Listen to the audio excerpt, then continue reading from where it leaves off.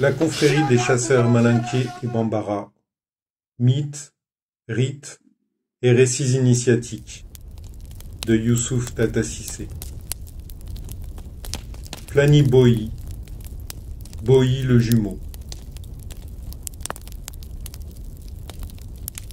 Ce conte vise tout d'abord à montrer que la pratique de la chasse n'est pas un jeu, et la fonction du maître chasseur une sinécure. En effet, tout homme qui accepte d'instruire les enfants d'autrui devient forcément le père et la mère de ses enfants.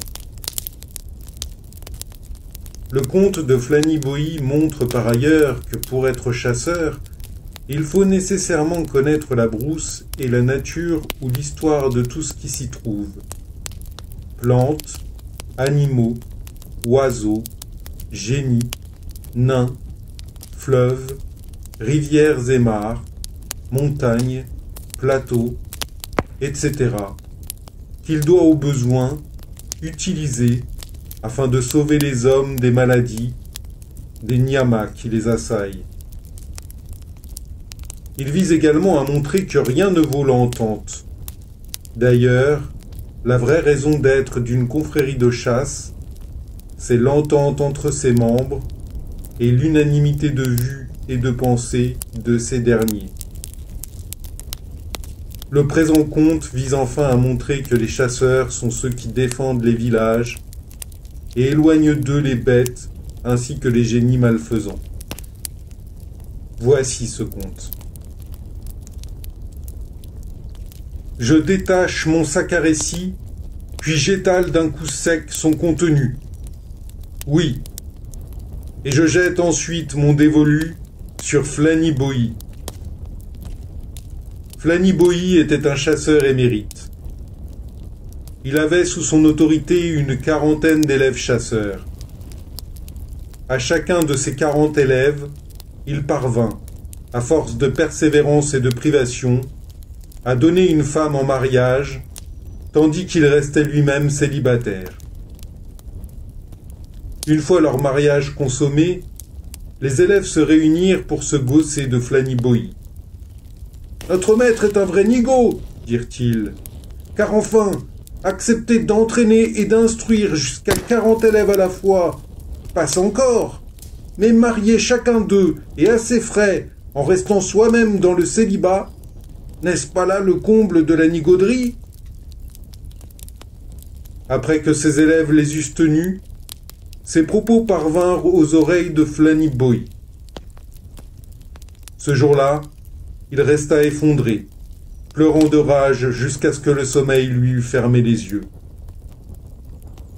Avant de s'endormir, il jura tout haut. « Si demain je n'extermine pas le gibier, eh bien, je me donnerai la mort demain. » L'aube avait à peine blanchi que Flani Boyi s'était rendu en brousse. Il tua du gibier, en tua encore. Arrivé à proximité d'un hameau, perdu dans la brousse, il tira sur un animal qui venait de surgir devant lui. Cet animal courut s'effondrer au seuil de la porte de l'unique case que comportait le hameau. Dans cette unique case du hameau, vivait une femme seule et son unique fille en âge de se marier. Et cette fille, en âge de se marier, s'écria aussitôt « Hé, mère, un chasseur vient de tirer sur un animal, et voici ce gibier effondré sur le seuil de notre case. Ne vois-tu pas, là-bas, ce mâle chasseur s'avancer vers nous? Ah, que je suis éprise de cet homme !»« Tu dis être éprise de ce chasseur ?» interrogea la mère.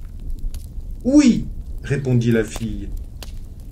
Aussitôt que le chasseur arriva, la jeune fille courut lui offrir de l'eau bien fraîche, avant de s'écrier « Mère, mon époux sera cet homme plein de force. »« Eh bien, chasseur, as-tu entendu ses paroles ?» dit la mère. « Ma fille dit qu'elle était prise de toi, Oui, j'ai entendu. Je suis moi-même à la recherche d'une épouse, et moi aussi, j'aime ta fille. »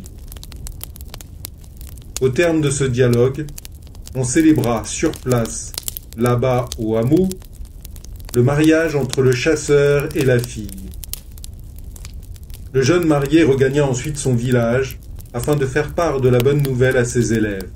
« Ah, jeune chasseur, dit-il, vos réflexions d'hier constituèrent pour moi un remède salutaire, car Dieu me vint en aide et j'ai eu aujourd'hui une femme. La suite de cette affaire vous incombe à présent. » Les élèves chasseurs, ravis au-delà de toute expression, passèrent la nuit en réjouissance. Quand l'aube blanchit, ils pénétrèrent dans la brousse et tuèrent du gibier en quantité innombrable. Ils partirent ensuite, chargés de viande, au hameau pour les noces de leur maître, noces au terme desquelles on fixa la date de la venue de la mariée au village. La venue de la mariée n'était pas sans poser des problèmes. En effet, sur le chemin qui conduisait du hameau au village, se dressait une montagne hantée. Kurudyugu, mauvaise montagne. Et dans cette montagne vivait un génie. Oui, un génie perclus des jambes, d'une méchanceté diabolique, entouré d'une multitude de génies tout aussi diaboliques que lui, et qui exécutaient aveuglément ses volontés. En effet, la montagne sur laquelle il régnait avait déjà englouti un nombre incalculable de jeunes mariés, ainsi que les innombrables filles qui formaient leur suite. Alors que l'on conduisait à notre chasseur son unique petite épouse, les méchants génies se saisirent de celle-ci et l'emmenèrent dans les profondeurs de la montagne hantée. Quand cela eut lieu, on alla aviser Flaniboy, à qui l'on dit « Kurudyugu a avalé ta nouvelle mariée !» Flaniboy, inconsolable, pleura toute la nuit en hurlant ces mots. « Quelle que soit la nature de Kurudyugu, demain je saurai ce qu'elle cache dans ses entrailles !» Après qu'il eut affirmé sa volonté de faire la lumière sur la disparition de son épouse, Flaniboy devait de bon matin quitter le village pour la montagne hantée. Il marcha, longtemps et à vive allure. Une mouche vint soudain se jeter dans sa bouche. La parcourut, en long et en large, avant d'en sortir, et ceci sans que notre chasseur lui eût dit quoi que ce soit. « Flaniboy, dit Limoko la mouche, d'habitude, quand tu te rends en brousse, tu nous fouettes à l'aide de ton chasse-mouche afin de nous éloigner de toi. Or, aujourd'hui, je vins m'asseoir sur ton nez avant d'entrer dans ta bouche. Néanmoins, tu ne m'as rien dit et rien fait. Fais-moi donc part des pensées qui t'animent afin que je t'aide à les réaliser. » Flaniboy fit sans tarder part de ses désirs à Limoko qui dit « Parfait, je suis avec toi. » Il marcha, notre chasseur, marcha. Tout à coup, Bibi, l'aigle chasseur, vint lui enlever sa coiffure de la tête et monta avec elle très haut dans le ciel. Mais Flaniboy ne lui dit mot. Bibi revint de ce fait replacer la coiffure sur la tête du chasseur avant de lui dire « Flaniboy, quand, du haut des grands arbres où nous avons coutume de nous tenir, nous te voyons venir vers nous, nous nous envolons aussitôt afin de nous éloigner de toi, car nous craignons que tu ne tires sur nous à l'aide de ton fusil. Mais aujourd'hui, je vins ôter ta coiffure de la tête, et tu ne m'as point reproché ce geste provocateur. Je conclus par conséquent qu'une pensée secrète te préoccupe aujourd'hui. Dis-moi donc de quoi il s'agit, afin que je sois de ton parti. » Flaniboy fit alors part de ses soucis à Bibi, qui se rangea à ses côtés. Après que cela eut lieu, Nyongolini, la petite panthère, vint à son tour défier notre chasseur en tempêtant rageusement sur lui. Flanniboy ne lui dit point « c'est noir », pas plus qu'il ne lui dit « c'est blanc ». La panthère lui exprima son étonnement. « Flanniboy, dit-elle, d'habitude, quand nous, fauves, t'apercevons au loin, nous fuyons au loin nous cacher. Mais voici qu'aujourd'hui, je vins me montrer à toi, et tu ne me dis même pas « c'est noir » ou « c'est blanc ». Je conclus par conséquent que quelque chose te préoccupe aujourd'hui, quelque chose dont j'ignore la nature. Dis-moi de quoi il s'agit, afin que je sois de ton parti. Flanniboy fit aussitôt part de ses soucis à Nyangolini, la panthère, qui lui dit « Je fais partie de ta suite ».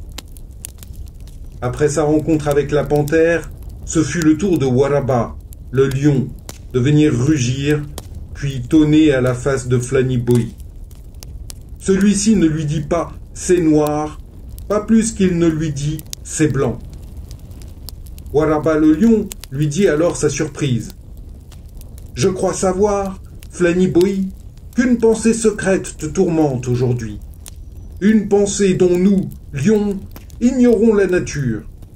Dis-moi de quoi il s'agit, afin que je sois de ton parti. » Notre chasseur s'ouvrit au lion qui se joignit aussitôt à sa suite. Flanniboy marchait à vive allure à la tête de ses compagnons lorsqu'il parvint à un caillou qui dressait sa saillie au milieu du sentier en question. Lorsqu'il eut heurté violemment du pied la saillie en question et se fut blessé, il ne daigna point jeter le moindre petit coup d'œil sur le caillou qui venait de le meurtrir. Kabakuruni, le petit caillou, tout en restant couché sur le chemin, s'écria.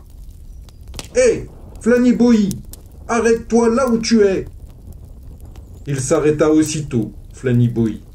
« D'habitude, lorsque tu parcours la brousse, reprit le petit caillou, et que tu butes contre nous, tu saisis aussitôt ta hache pour nous mater et nous réduire en morceaux. Or, voici qu'aujourd'hui, après avoir buté contre moi et t'être ouvert le pied, tu ne m'as rien dit. Je te crois par conséquent tourmenté par une affaire dont j'ignore la nature. Dis-moi de quoi il s'agit, afin que je sois de ton parti. » Flanniboy fit part à Petit Caillou de ses tourments, et Petit Caillou embrassa sa cause. Enfin, notre chasseur et sa suite parvinrent au pied du Kouloudiougu, la montagne hantée. Limokoni, la petite mouche, dit alors à Flanniboy et à sa suite. « Je ne suis pas importante par ma taille. Personne, par conséquent, ne me prendra au sérieux. Permettez donc que je m'introduise seul dans la montagne afin de découvrir ce qu'elle contient. » Limokoni pénétra alors dans Kouloudiougu, la parcourut. Soudain, Jinanabara, le génie perclus des jambes qui régnait sur la montagne, apparut et s'adressa à elle en ces termes.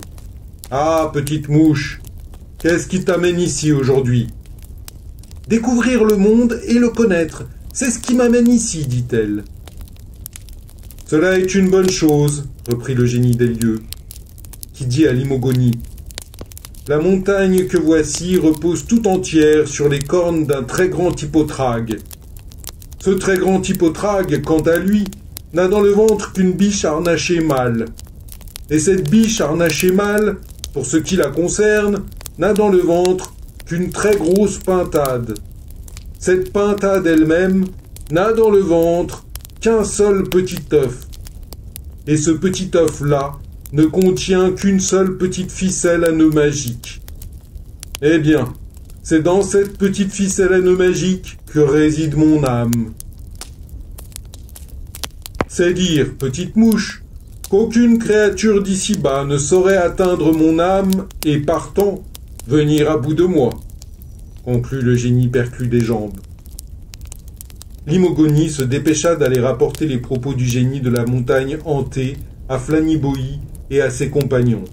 « Sapristi !» s'écria Waraba le lion. « S'il ne s'agit que d'attraper le grand hippotrague, cela ne représente pour moi rien d'important. » Il ramassa en une boule son corps et le projeta aussitôt sur l'hippotrague qu'il brisa comme un morceau de bois sec. Une biche mâle s'échappa alors du ventre de cet hippotrague. Minanke, la biche mâle, s'était à peine échappée du ventre de l'hippotrague que Flanibohi voulut faire éclater la poudre sur lui. « Ne fais pas ça !» lui cria Nyangolini, la panthère. « Sinon tu ôteras toute raison à ma présence ici. » Nyangolini bondit aussitôt et se jeta sur la grande biche mâle et la cloua au sol avant de la réduire en lambeaux. Camille, la pintade, s'envola soudain du corps de la biche. Flanibohi épaula aussitôt et allait faire feu sur elle lorsque Bibi, l'aigle chasseur, lui dit « Hé, arrête et cesse de minimiser mes capacités de rapace émérite. Ne t'ai-je pas suivi pour me rendre utile le moment venu? À quoi bon, dans ce cas, gaspiller ta poudre? Laisse-moi faire !» Bibi fonça aussitôt sur Camille, la frappa comme la foudre, en plein ciel, et la fit tomber, avant de descendre la mettre en pièces. Seul un petit œuf sortit du ventre de la pintade. Flanibohi voulut se saisir de l'œuf en question qui, une fois hors du corps de Camille, se mit à rouler à toute allure sur le sol. Kabakuruni, le petit caillou, lui dit alors « Attends que je me mesure avec Kilinikelen, l'unique petit œuf !» En entendant les propos du petit caillou, Petit œuf se mit à rouler plus vite encore. Petit caillou le pourchassa, le dépassa et alla se placer sur son trajet. Il était près de heurter Petit caillou quand, par un joli réflexe, celui-ci fit un petit saut au-dessus de son adversaire. Petit caillou pourchassa de nouveau Petit œuf, le dépassa et alla cette fois-ci se dresser sur son trajet, l'ergot dirigé vers le ciel. Petit œuf voulut renouveler son exploit. Son effort fut vain. Il heurta violemment Petit caillou et se brisa. En se brisant, il libéra Taphonie, la petite ficelle à nœud magique. Dès que cela eut lieu, Limokoni, la petite mouche, dit à Flanibohi « Prends ceci !» À peine notre chasseur eut-il touché Taphonie que l'effroyable génie perclus des jambes quitta à tout jamais ce monde. Aussitôt, Kurudyugu, la montagne hantée, rendit toutes les nouvelles mariées qu'elle avait avalées, y compris celles de notre chasseur. Après qu'il eut réalisé cet exploit, Flanibohi voulut payer Waraba, le lion, des services rendus. « Je ne veux pas de salaire ni de récompense, dit le lion. Mais comme vous, hommes, continuerez de faire paître vos vaches en brousse, je voudrais que celles que je parviendrai à attraper deviennent ma propriété, mon dû. » Flanibohi voulut également payer Nyangolini, la panthère, des services rendus. Celle-ci, à son tour, lui dit « Laisse de côté la question. Mais comme vous continuerez, vous, hommes, d'élever des chèvres et des moutons, je considérerai comme miens ceux d'entre eux que Dieu placera sur mon chemin. » Après ce dialogue avec la panthère, Flanibohi voulut payer Bibiba, le grand aigle chasseur, des services rendus. « Laisse-moi tranquille, lui répondit Bibi, car j'ose croire que vous, hommes, continuerez d'élever des poulets au village. Ainsi, la volaille que je volerai en votre absence me suffira-t-elle largement comme salaire. » Flanibohi voulut également payer Limokoni, la petite mouche, des services rendus. « Cela n'a pas sa raison d'être, lui dit Limokoni, d'autant que vous continuerez, vous, hommes, de vous alimenter, et partant, de produire des déchets. Et me poser sur ces déchets me suffira largement. » Et pour terminer, Flanibohi voulut payer Kabakuruni, le petit caillou, des services rendus. « Laisse-moi tranquille, lui dit Kabakuruni. Et pour cause, les hommes ne continueront-ils pas d'emprunter les sentiers? Eh bien, ceux d'entre eux qui buteront contre moi et se blesseront le pied me donneront sûrement un peu de leur sang. Cela me suffira. » Après ce dernier dialogue, Flanibohi fit conduire au village les nombreuses mariées enfin rendus par la montagne, et les fit remettre à leurs époux respectifs. Ainsi, je remets le présent compte là où je l'avais pris.